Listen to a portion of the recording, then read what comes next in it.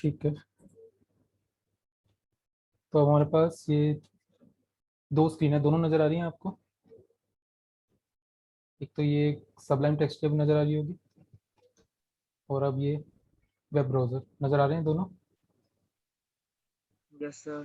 ठीक है, चलिए एक और स्क्रीन मैंने यहाँ शेयर की थी, अगर आपको नज़र आ रहा हो, 16 क्लोथिंग।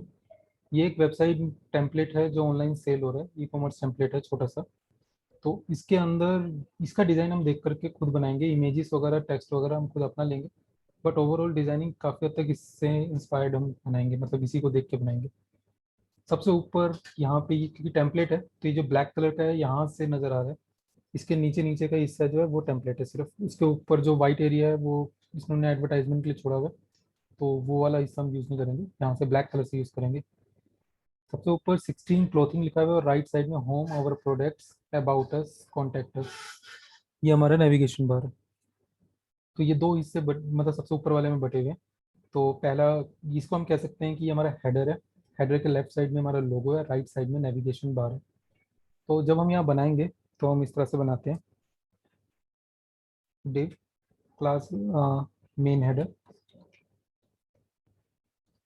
तो जब हम ये बनाते हैं तो यहाँ पे जो डिव है ये बताता है कि ये डिवीजन है, मगर HTML5 के अंदर क्या हुआ कि वो डिव की जगह हम सीधा हेडर लिख सकते हैं। इससे डिव तो हमारे कोई भी सेक्शन हो सकता है, बट हेडर से कम ब्राउजर समझ जाता है कि ये हेडर एरिया ही है, किसी भी सेक्शन का हेडर है ये। और इसी क्लास मेन हेडर दे दी, तो मेन हेडर को हम जो मर्जी इफेक्ट दे सकते हैं बाद में। तो हमने यहाँ पे header class is equal to main header कर दिया। यहाँ हेडर डिव के इक्विवेलेंट ही है, बट और ज़्यादा स्पेसिफिक है कि हम हेडर की ही बात कर रहे हैं। डिव का मतलब हो सकता है कि हम फुटर की बात कर रहे हो या हेडर की बात कर रहे हो। जैसे हेडर किया ऐसे ही हम यहाँ पे फुटर डॉट मेन फुटर भी बना सकते हैं। तो ऊपर हेडर है, नीचे फुटर है, और बीच में सेक्शन है। तो सेक्शन बनाने के लिए हम सेक्शन डॉट मेन सेक्शन ऐसे बना सकते हैं। तो सेक्शन मल्टीपल हो सकते हैं, तो यहाँ पे हम सब सेक्शन बना सकते हैं। तो इस तरह हम डिव की हमें जरूरत नहीं पड़ती अलग अलग पार्ट वेबसाइट के बनाने के लिए HTML5 के अंदर। HTML4 में हमारे पास ये ऑप्शन नहीं था, तो वहाँ डिव ही बनाना पड़ता था हमें। तो अब मैं क्योंकि रियल वेबसाइट बनाना बता रहा हूँ, तो उसके हिसाब से बताने की कोशिश कर रहा हूँ कि जो हेडर है ये सबसे ऊपर वाला एरिया होता है। इस हेडर के अंदर हमने देखा दो पार्ट है, एक तो हम बनाएंगे यहाँ पे कंटेनर क्लास, और दूसरा हम बनाते हैं यहाँ पे इसके दो सेक्शन। पहला सेक्शन हो जाएगा हमारा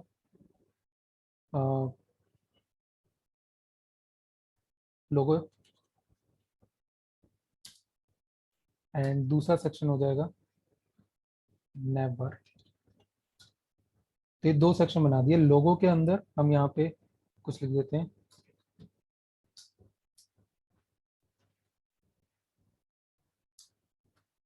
मतलब मैं ये लिख दिया। एंड नैव बार के अंदर हमने ULLI के थ्रू बना दिया।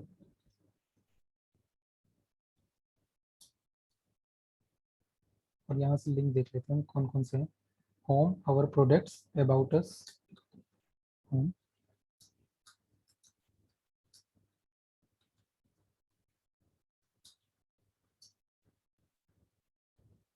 एंड कॉन्टैक्ट अस।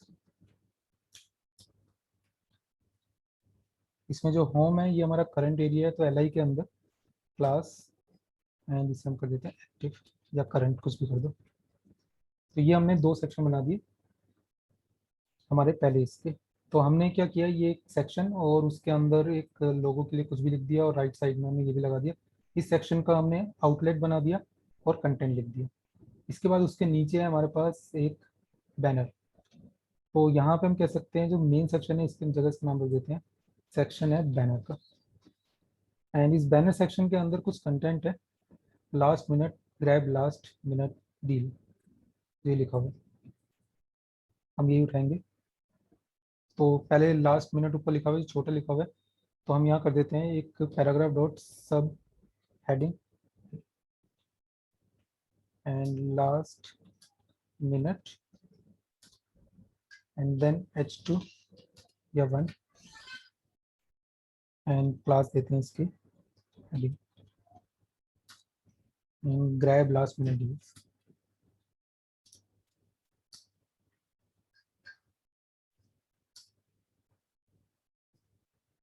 तो ये बैनर सेक्शन के अंदर जो इमेज लगानी है हमें, इमेज हम अलग लगाएंगे। उसके नीचे फिर हमारे पास प्रोडक्ट्स हैं, लास्ट लेटेस्ट प्रोडक्ट्स, ये वाला सेक्शन आ जाएगा। तो हम यहाँ पे सब सेक्शन जो लिखा है इसके ये सेक्शन बनाते हैं, लेटेस्ट प्रोडक्ट्स। एंड देन यहाँ पे एक हेडर एरिया है जिसके लेफ्ट साइड में लेटेस्ट प्रोडक्ट लिखा हुआ है, राइट साइड में व्यू ऑल प्रोडक्ट का बटन बना हुआ है, ये लिंक है। तो हम इसको कह सकते हैं कि सेक्शन हेडिंग एरिया, इसमें हम बना देते हैं लेटेस्ट प्रोडक्ट। तो इसके लिए हम कर देते हैं डॉट या h2 क्या लेटेस्ट प्रोडक्ट्स। एंड दूसरा एक पैराग्राफ के थ्रू बना देते हैं, एंड इसका नाम रखते हैं व्यू ऑल प्रोडक्ट्स।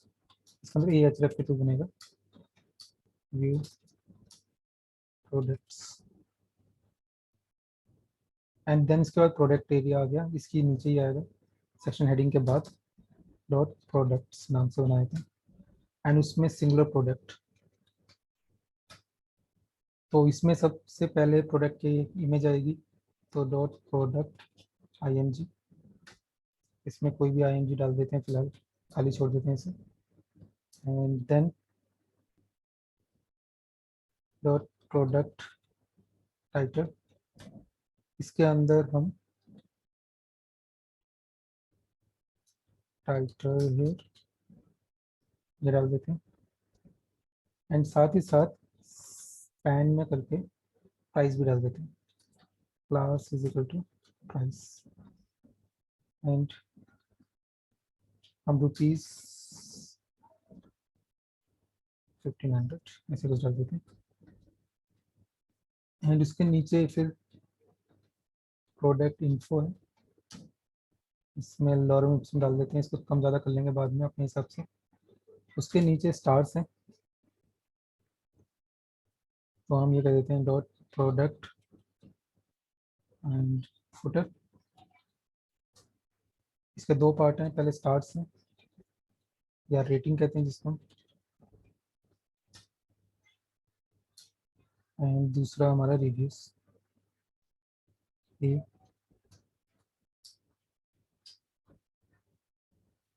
रेटिंग जो है इसके अंदर हम ये स्टार के सिंबल डालेंगे। अब जब हमने प्रोडक्ट बनाने हैं और यहाँ पे आप देखोगे कि ये इमेज और टाइटल और कंटेंट और ये सब चीज़ें डली हुई हैं, सेम ऐसा इसमें भी है, सेकंड वाले में, थर्ड वाले में, उसके नीचे आएंगे तो उन थ्री में भी है। तो जब हमें सेम बनाना होता है तो बेटर होता है कि एक बना लो, एक जब अच्छे से बन जाएगा देन उसकी कॉपी बनाओ। तो यहाँ पे हम एग्जाम्पल में सिर्फ एक ही प्रोडक्ट बनाएंगे अभी यहाँ तक। तो एक ही प्रोडक्ट होगा, जब ये अच्छे से बन जाएगा देन हम इसकी कॉपी बनानी शुरू करेंगे। अब ये जो प्रोडक्ट है, ये प्रोडक्ट हमारा सिंगुलर है, जबकि ऊपर जो प्रोडक्ट्स है ये प्लूरल है, इसका मतलब ये इनका रैपर है। प्लूरल है इसका मतलब है कि यहाँ मल्टीपल प्रोडक्ट इसके अंदर आएंगे। तो अभी सिंगल प्रोडक्ट हमने बना दिया, जब इसकी डिजाइनिंग कर लेंगे फिर इसकी कॉपी करेंगे। तो जब मल्टीपल आपको नजर आए यहाँ पे एक जैसे इफेक्ट्स, तो बेटर है एक ही बनाओ जब शुरुआत कर रहे हो, उसके बाद फिर फाइनलाइज करते टाइम पूरा बनाओ। अब यहाँ पे अबाउट का है पेज सेक्शन, तो सेक्शन डॉट अबाउट, इसके अंदर सबसे पहले एक हेडर है, डॉट सेक्शन हेडर, जो हमने ऊपर भी दिया था। एंड यहाँ पे h2 अबाउट, हम अपने उसका नाम लिखेंगे, एंड देन हम यहाँ पे p डॉट स्पेशल, यहाँ पे looking for the best product,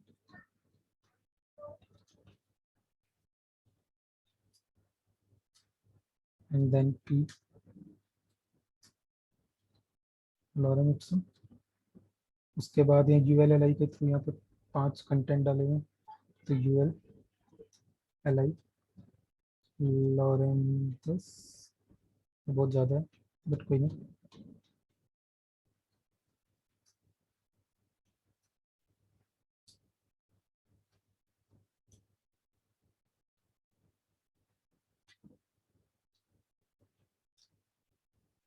ऐसे कुछ डाल देते हैं, एंड फाइनली एक बटन रीड मोड का, डॉट BTN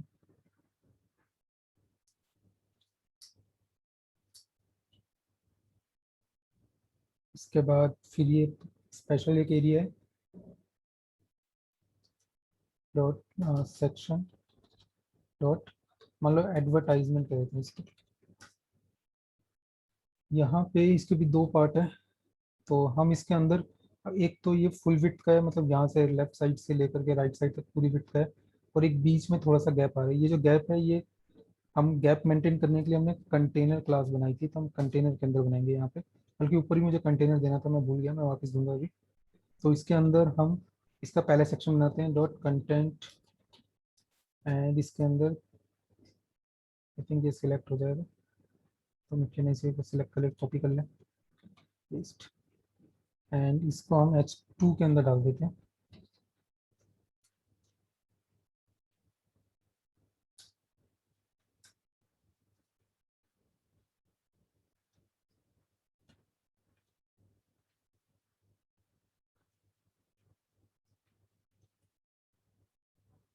एंड जो राइट साइड में है बटन है हमारा, purchase now, dot button dot btn,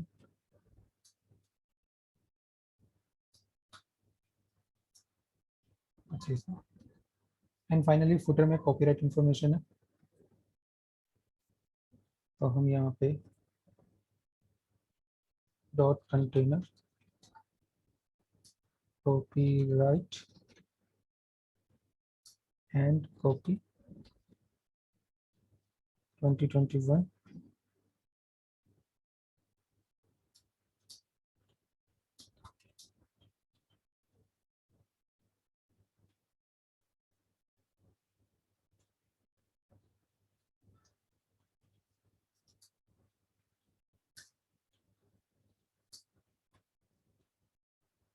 that's all. तो ये हमने वेबसाइट का सारा कंटेंट तैयार कर लिया। इसको हम कहते हैं आउटर स्ट्रक्चर। जब भी एक वेबसाइट बनाते हैं, सबसे पहले हमें उसका स्ट्रक्चर ही तैयार करना होता है, क्योंकि अगर आप एक एक सेक्शन बनाने बैठ गए तो टाइम बहुत ज़्यादा लग जाएगा, और प्लस हमारी कंटिन्यूटी है वो भी खराब हो जाएगी।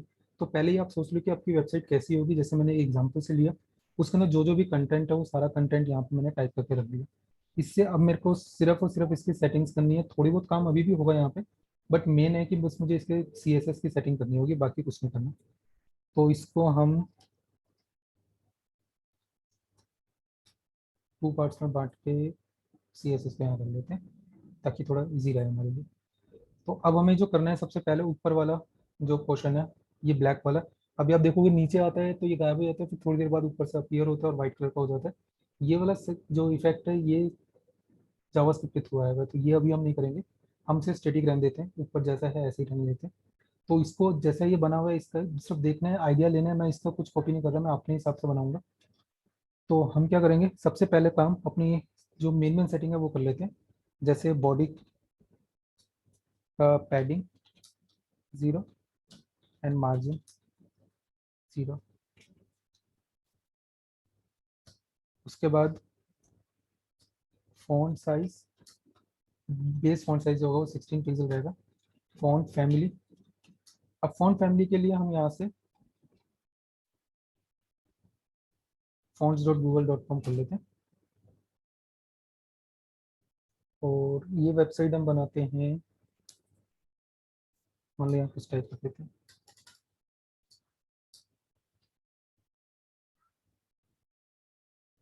तो आई थिंक पॉपिंस लेते हैं फॉन्ट, पॉपिंस के सारे नहीं लेते, एक ले लेते हैं हम लाइट, दूसरा रेगुलर, एंड तीसरा बोल्ड, ये लेते हैं येलो बोल्ड। बस ये तीन काफ़ी हैं।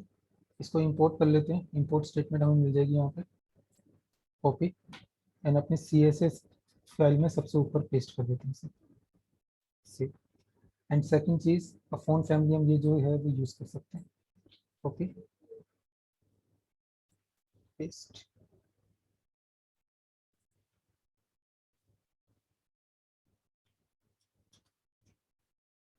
तो ये हमारे डिफ़ॉल्ट फॉन्ट हो चुके हैं अब हर जगह के लिए।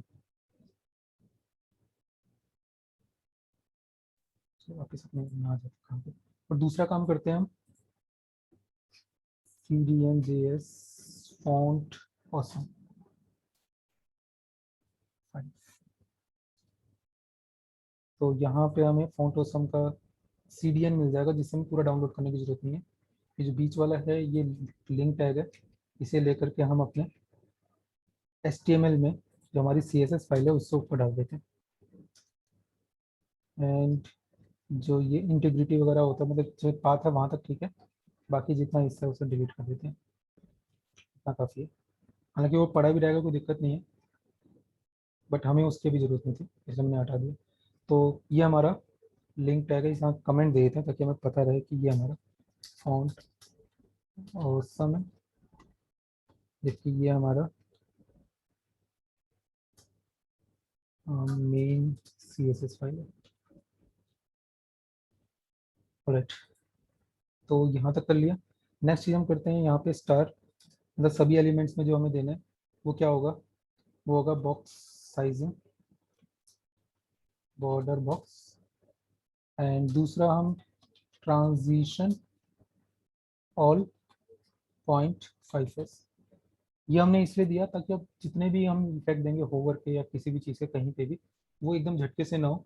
हर एलिमेंट के अंदर, स्टार का मतलब है हर एलिमेंट के अंदर ट्रांजिशन जुड़ जाएगा 0.5 सेकंड का। अगर मुझे कम या ज़्यादा टाइम का चाहिए होगा तो ही मैं ये दूंगा, नहीं तो मैं ट्रांजिशन 0.5 सेकंड का हर जगह चलाऊंगा। चलिए, ये हमने मेन सेटिंग कर ली। अब हम हेडर की एरिया पे आते हैं, तो यहाँ कमेंट दे देते हैं और ले लेते हैं मेन हेडर। अब मेन हेडर के सारे कोड मैं यहीं पे डालूंगा, और इससे पहले बना देते हैं यूनिवर्सल। यूनिवर्सल कोड वो कोड होंगे जो हर सेक्शन में यूज हो सकते हैं, जैसे बटन। बटन हमारे हेडर में भी यूज हो सकता है, नीचे अबाउट में भी यूज हो सकता है, कहीं पे भी यूज हो सकते हैं। तो बटन को इफेक्ट देना है वो मैं यूनिवर्सल में दूंगा, बट जो स्पेसिफिक मेन हेडर के हिसाब से बने हुए कोड वो मेन हेडर पे ही दूंगा। तो यहाँ पे अब हमारा हेडर का एरिया स्टार्ट होगा।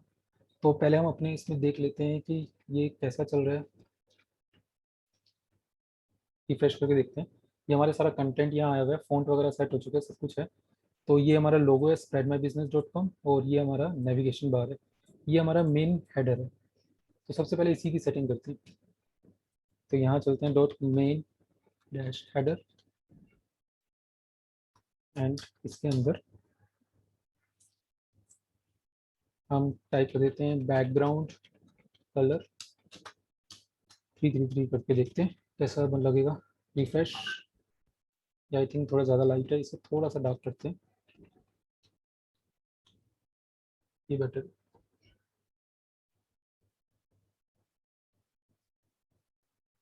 राइट, नेक्स्ट हम इसमें कहते हैं कि इसका जो कलर इसके अंदर होंगे वो वाइट होंगे। तो ये हमारा वाइट हो गया कलर। अब बाकी सेटिंग करने से पहले हम और चलते हैं हेडर के अंदर जो लोगो है। अब लोगो के अंदर में spreadmybusiness.com लिखा हुआ है, तो यहाँ पे मैं चाहता हूँ जो स्प्रेड है ये वाइट कलर का रहे, एंड माई बिजनेस जो है ये येलो कलर का हो जाए। तो इसे स्पैन टैग में डाल देते हैं, एंड .com भी वाइट कलर का रहे। तो हम यहाँ पे ये भी बोलते हैं कि लोगो जो हमें करना है वो, एंड डॉट मेन हेडर के अंदर लोगो के अंदर स्पैन टैग जो है उसका कलर जो है वो येलो हो जाए। तो रेड एंड ग्रीन मिला के आई थिंक येलो होता है। तो पहले मैं FF0 करके देख लेता हूँ प्योर कलर।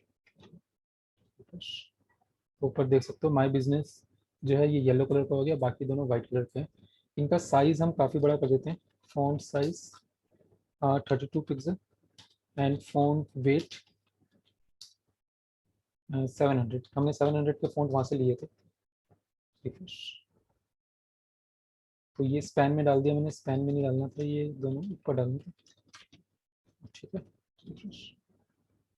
तो तीनों, ये नाम आई थिंक काफ़ी बड़ा लग रहा है। तो .com जो है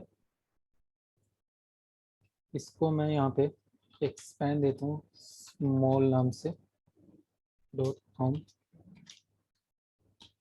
एंड यहाँ पे हम इसी कॉपी करते हैं मेन हेडर लोगो के अंदर स्पैन हो जिसके अंदर स्मॉल क्लास है, उसका फॉन्ट साइज जो है 14 पिक्सल है, मतलब काफ़ी छोटे। एंड कलर भी जो है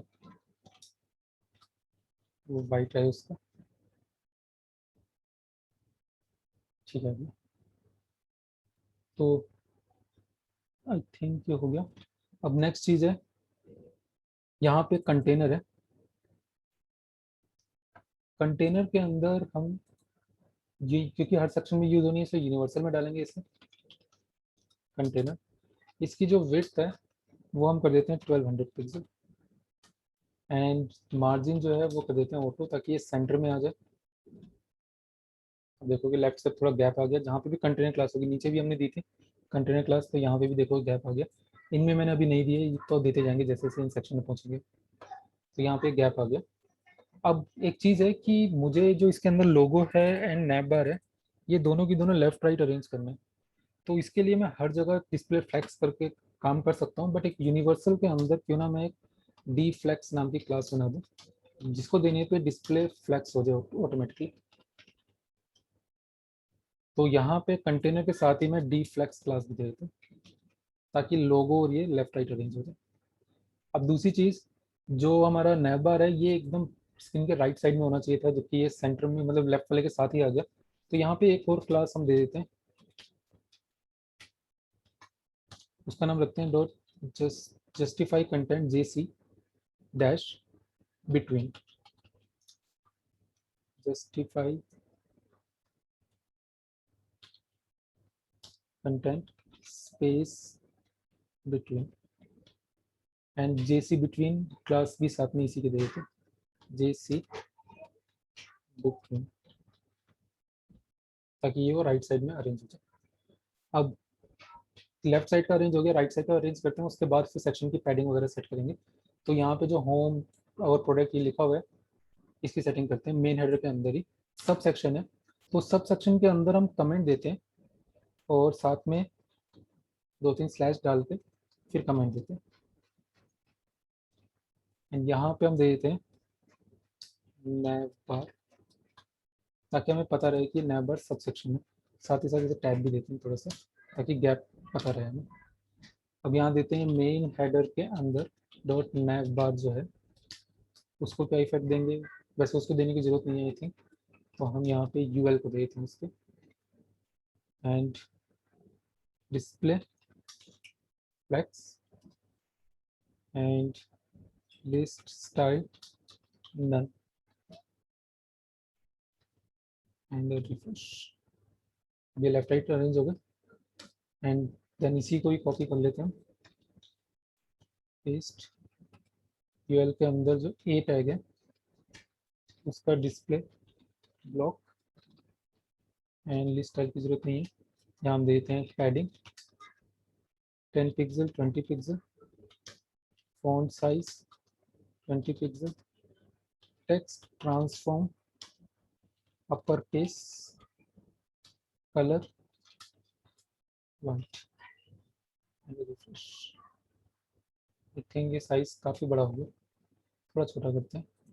फॉन्ट साइज 16 पिक्सल, ये ठीक है। एंड लाइन टेक्स्ट डेकोरेशन जो है वो नन कर देते हैं, ताकि मुझे जो अंडरलाइन आ रही है वो गायब हो जाए। अब ये ऊपर नीचे से सेंटर में है, जबकि ये लेफ्ट वाला जो है ये सेंटर में नहीं है हमारा लोगो। तो हमने जब ये डिफ्लेक्स किया, यहाँ पे एक और क्लास देते हैं dot A I align item dash centre,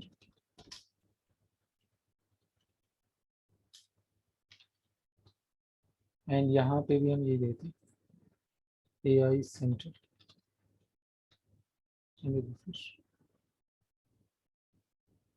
I think ये सेंटर में नहीं आई क्योंकि ये हेडिंग है शायद। सेकेंड हम देखते हैं लोगो हमारा, नहीं हेडिंग तो नहीं है। यूएल पे हम एक काम और करते हैं, पैडिंग 0 मार्जिन 0, ताकि इसकी डिफ़ॉल्ट पैडिंग मार्जिन में है। अब सही आ रहा है, इक्वल गैप के आ रहे हैं। वो उसके डिफ़ॉल्ट पैडिंग मार्जिन की वजह से ये गैप ज़्यादा ले रहा था पहले। अब मैं एक काम कर सकता हूँ, जो मेन हेडर है हमारा उसके अंदर पैडिंग दे दूँ थोड़ी सी, ऊपर नीचे की पैडिंग 20 पिक्सल, लेफ्ट राइट की 0, तो इससे हमारे पास ऊपर नीचे काफ़ी गैप आ गया। आई थिंक फ़ॉन्ट का जो वेट है वो थोड़ा सा बोल्ड हो सकता है, तो ठीक है हम इसको थोड़ा बड़ा कर देते हैं। हमने 16 पिक्सल लिया हुआ है अभी, इसको हम 18 पिक्सल लेके देखते हैं। ठीक है, ये अब हम इसी टैग को कॉपी करते हैं एंड यहाँ पे हम कहते हैं यूएल के अंदर जो li डॉट एक्टिव होगी उसके अंदर जो ए होगा उसका क्या होगा। तो सबसे पहले तो जो ए टैग होगा उसमें हम उसका पोजीशन रिलेटिव कर देंगे एंड साथ ही साथ इसके आफ्टर क्लास के अंदर हम एक कंटेंट डालते हैं जो ब्लैंक है, डिस्प्ले ब्लॉक डालते हैं, height 2 pixel, width 100 pixel, position absolute top से 100 या ठीक है 100%, बैकग्राउंड रेड, देखते हैं अच्छा है एकदम है। ये रेड कलर की अंडरलाइन आ गई है, तो इसकी विड्थ 100% थी। ओके, ये तो टाइम ओवर होने वाला है इसका, तो हम हेडर वाला पूरा कर देंगे।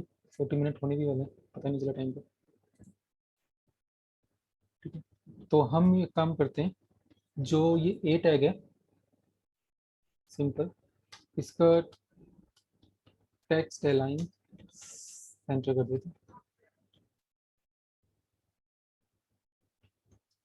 बॉर्डर देके देखते हैं।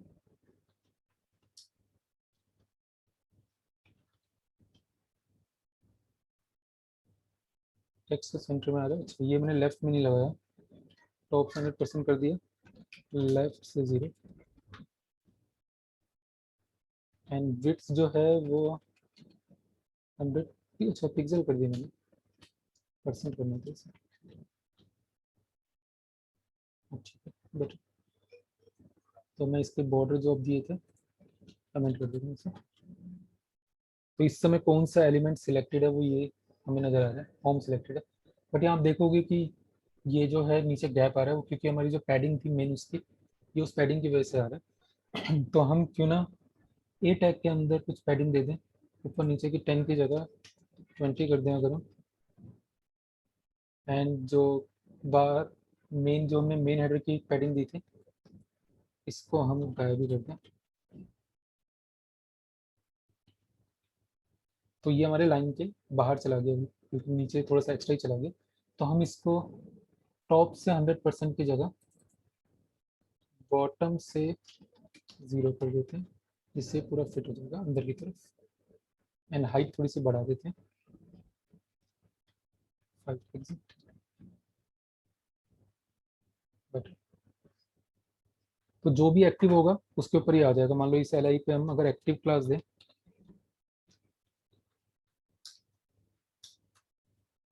तो ये इसके नीचे अंडर लेना चाहिए। तो जिसको भी एक्टिव क्लास दी जाएगी, जिस एल आई को भी, उसके नीचे ये रेड कलर का ही आ जाएगा आफ्टर क्लास सेलेक्ट करके। तो ये हमने ऊपर का सेक्शन सेट कर लिया।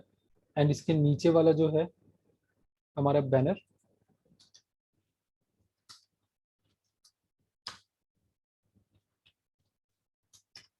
इसके अंदर एक बैकग्राउंड इमेज डालते हैं।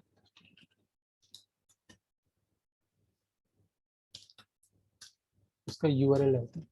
तो बैकग्राउंड इमेज हम यहाँ से लेते हैं इमेजेस से, क्योंकि ये ई कॉमर्स से रिलेटेड है। तो हम ई कॉमर्स लिख के कुछ सर्च मार लेते हैं, या क्लोथिंग। तो हमें साथ ही साथ बैनर चाहिए, वो छोटे बैनर है, ये वाला आई थिंक ठीक है।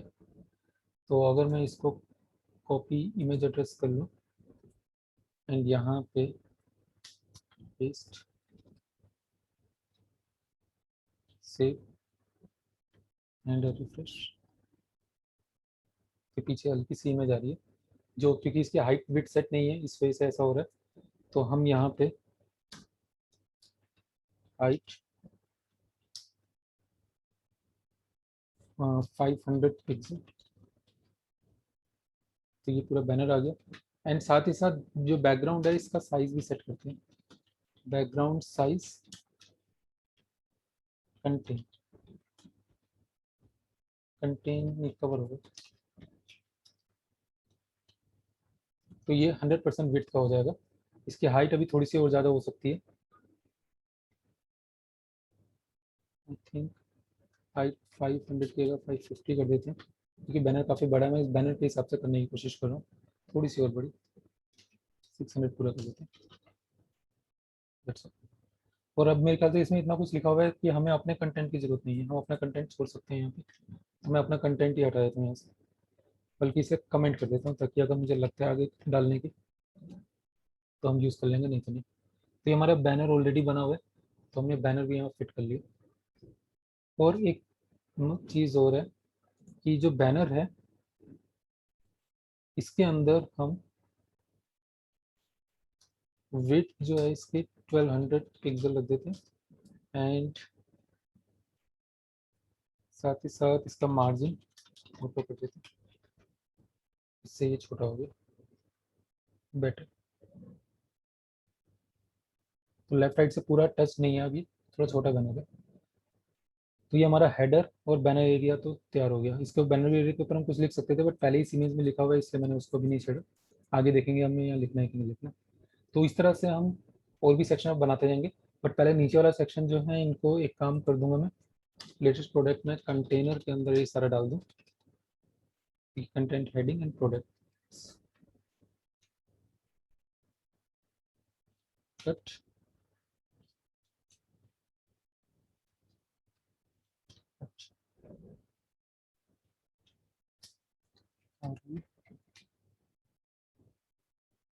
सेक्शन स्टार्ट हुआ कंटेनर यहाँ से, अच्छा यहाँ से करना था, यहाँ तक कट एंड यहाँ पेस्ट। अब इसके हम थोड़ा सा इधर खिसका देंगे। That's all। तो ये हमारा सेक्शन सेट हो गया, सेव करेंगे एंड रिफ्रेश, तो यहाँ पे भी गैप आ गया। तो अब हर जगह गैप सेट करने हैं मुझे बस। तो इसका ज़्यादा इजी तरीका है कि कंटेनर कर दूँ, इसे कट करूँ, यहाँ से यहाँ तक सेट करके टैब दबाया, यहाँ पेस्ट कर दिया, सेव। तो हमारे लेफ्ट राइट से प्रॉपर गैप आ गया चारों तरफ। तो हमारी भैया अरेंज्ड है। अब बस मुझे नीचे वाले जो हैं इनको धीरे धीरे अरेंज करना है, बाकी सारा हो गया। तो ये हमारा पहला हेडर सेक्शन ऊपर का जो बनाया हमने ये, अभी इसमें होवर इफेक्ट भी डालेंगे, बट ऊपर का सेक्शन बाकी ऑलमोस्ट रेडी है। हेडर एरिया रेडी है, मतलब बैनर रेडी है। और उसके बाद हमें प्रोडक्ट पे काम करना है, जो कल सबसे पहले हम ये करके देखेंगे। तो अगले 2-4 दिन के अंदर हम ये सारी चीज़ें बना करके कंप्लीट करते हैं इस वेब पेज को, फर्स्ट वेब पेज को, ताकि हमारा एक फुल फ्लेज ई कॉमर्स की वेबसाइट बन सके। तो इससे रिलेटेड कोई क्वेश्चन है तो पूछिए, क्योंकि टाइम ओवर होने वाला है, 3 मिनट बचे हैं सिर्फ। जैसे सर एक डाउट था, जैसे मतलब ये बैनर सर उसमें मूव हो रहे थे वेबसाइट में, तो उस तरह का भी क्या कुछ प्लगइन्स इफेक्ट होते हैं? आएगा सर? नहीं नहीं नहीं, वो प्लगइन्स होते हैं, वो जावास्क्रिप्ट के प्लगइन्स होते हैं, उनके थ्रू ये काम किया जाता है, सिर्फ CSS से ही पॉसिबल नहीं है। ओके। एंड सर हमने लास्ट क्लास में एक वो बटन बनाया था रीड मोर का, तो मतलब हाँ, जैसे हम उस पे वेबसाइट पे जाकर रीड मोर पे क्लिक करते हैं ओपन हो जाते हैं मतलब रीड करने के लिए, तो एक मिनट, आपकी उसमें आवाज़ कट कर गई सकते थी, हैं मतलब वो हम? फिर से बोलो, फिर से बोलो। सर मतलब ऐसे लास्ट क्लास में जो हमने रीड मोर का बटन बनाया था। हाँ जी। हेलो। हाँ, तो अगर सर हम उस पर क्लिक करके मतलब और पैराग्राफ लाना चाहते हैं कि मतलब हम और पढ़ पाए पैराग्राफ, तो वो कैसे आएगा सर? यार आप एचटीएमएल CSS की बात करो ना, ये तो सारी जावास्क्रिप्ट में होती हैं सब चीज़ें। क्लिक कभी भी देखो ना, कहीं पे क्लिक कर रहे हो या ऑटोमेटिकली कुछ काम हो रहा है, तो वो CSS से पॉसिबल नहीं। CSS सिर्फ होवर पे काम करने के लिए बना हुआ है। ये माउस ऊपर आएगा तो वो कोई एनिमेशन या कोई काम करे। अगर आप क्लिक करने पर कोई काम करना चाहते हो, या फिर अपने आप ही जैसे स्लाइडर चलता रहे, ये सारे के सारे जावास्क्रिप्ट के थ्रू होते हैं। जावास्क्रिप्ट में ये सारे इवेंट होते हैं। जैसे वो स्क्रॉल कर रहे हैं तो स्क्रॉल इवेंट जावास्क्रिप्ट में होता है, कि जैसे स्क्रॉल करके नीचे आए तो ऊपर से जो हमारा मेन्यू है वो व्हाइट कलर का बैकग्राउंड के साथ बन जाए। ये सब जावास्क्रिप्ट के कंसेप्ट है। ओके। Okay sir. तो सर मतलब ये भी हम सीखेंगे जावास्क्रिप्ट वगैरह जो भी है? जावास्क्रिप्ट उसमें आपके कोर्स में नहीं है ना, आपने वेब डिजाइनिंग अच्छा सीखा था, डिजाइनिंग पोर्शन का देखा था आपने। अच्छा, तो सर फिर मतलब जो जैसे आपने जो भी साइट दिखाई थी एग्जाम्पल एग्जाम्पल के लिए, वो तो फिर मैं बिना जावास्क्रिप्ट के बना नहीं सकती हूँ। नहीं, उसके अंदर जो एनिमेटेड इफेक्ट्स हैं वो नहीं डाल सकते। बाकी मतलब प्लेन साइट जो है वो तो बना सकती हाँ, हूँ सर। स्टैटिक वेबसाइट पूरी बना सकते हो। तो बल्कि हम बना ही रहे हैं, जो हम बना रहे हैं ये देखिएगा पूरी वेबसाइट ही बनेगी, और देखने में भी प्योर अच्छी वेबसाइट ही लगेगी ये। और इस तरह की वेबसाइट भी मैंने बनाई हुई है, जरूरी नहीं कि हर एक में उस तरह के इफेक्ट डाले ही जाए, हर वेबसाइट में वैसे इफेक्ट नहीं होते। कई वेबसाइट में उससे भी लाख गुना अच्छे इफेक्ट हैं, कईयों में एकदम ही बिल्कुल नहीं है। हमारी वेबसाइट आजकल के जो वेबसाइट्स होती हैं उनके अकॉर्डिंगली बनेगी। ठीक है, तो आई थिंक टाइम ओवर हो गया, लेस देन 1 मिनट लिखा हुआ है, तो अपने आप ये कट जाएगा।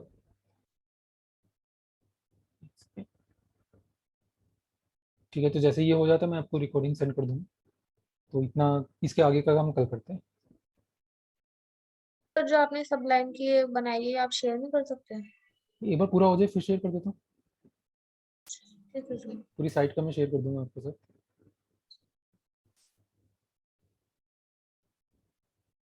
अभी तो फिलहाल जो कोड है वो आपने वो रिकॉर्डिंग के अंदर जो भी आएगा वो देख लीजिएगा।